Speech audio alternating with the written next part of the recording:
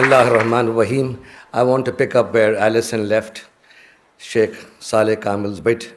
When my third daughter was born, my wife, who's here, named her Baraka. Immediately, I got a call from Sheikh Saleh Kamil.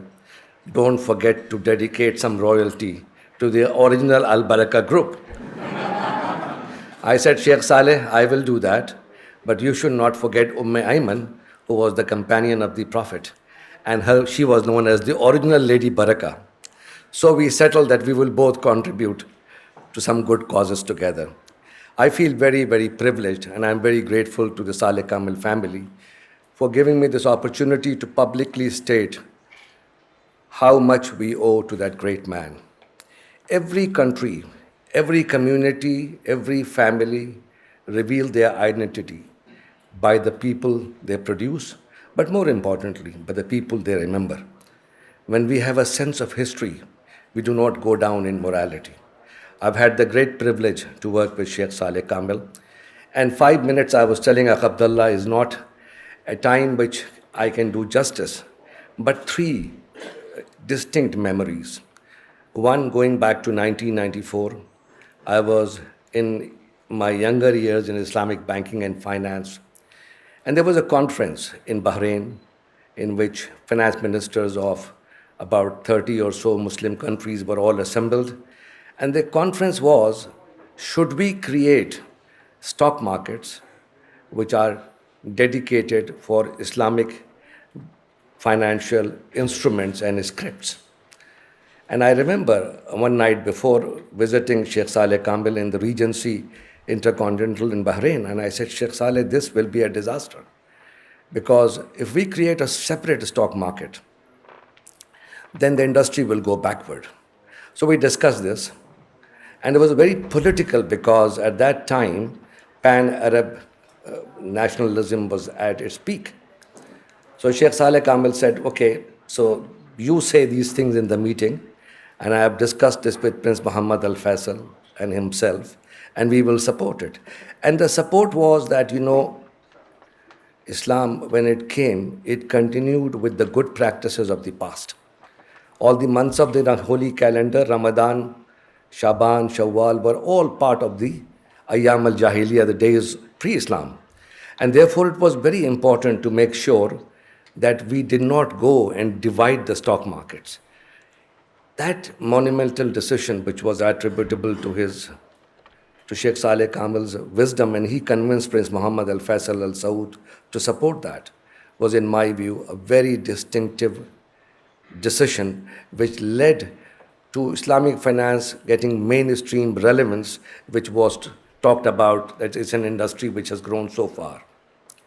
Fast forward 2003, after 9/11, Dubai is holding the IMF meetings and World Bank meetings. And there was a meeting which Treasury Secretary John Snow at that time and his cabinet called, in which by invitation the Governor of Central Bank, Sultan Nasir Al-Suwaidi, Governor Zaiti from Malaysia, Sheikh Saleh Kamil, the President of IDB, and myself, we were invited to a closed-door meeting. And in that meeting, Sheikh Saleh Kamil said something which was that if 9/11 has proved anything, we need more of Islamic finance. If 9/11 has proved anything, we need to give mainstream relevance to Islamic finance so Muslim minorities living in Britain can own homes, own businesses without compromising their faith. And in the process, they become more British and more Muslim. That is a word which I have always carried it with me.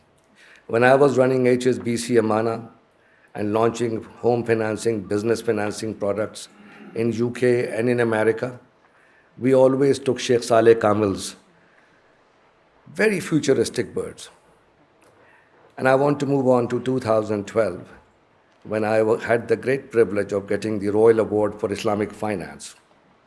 In my acceptance speech, for me, the greatest honor was this, that the first recipient of that award was no one else except my mentor, my teacher, and my role model, Sheikh Saleh Kamil Rahmatullah Alayh. And I said, we grow in the image of those whom we respect, those whom we admire, and those whom we love. And I always respected him, admired him, and loved him dearly. And he was very, very kind to me. He always teased me about naming my daughter Baraka. He said, make sure that no more ventures are called with Baraka's name. So I said, that you have to convince my wife. So Sheikh Saleh Kamil had a big impact. There was a word which he always said, Yanfaun Nas. The Quran in Surah Al-Rad said that which is good for mankind. His definition of Islamic finance was that you can do everything and anything which is good for mankind. Yanfaun Nas. That is the definition of Islamic finance. If anything is good for the environment, if anything is good for humanity, that is allowed in Islamic finance. That was his faith, that was his belief, and that was his practice.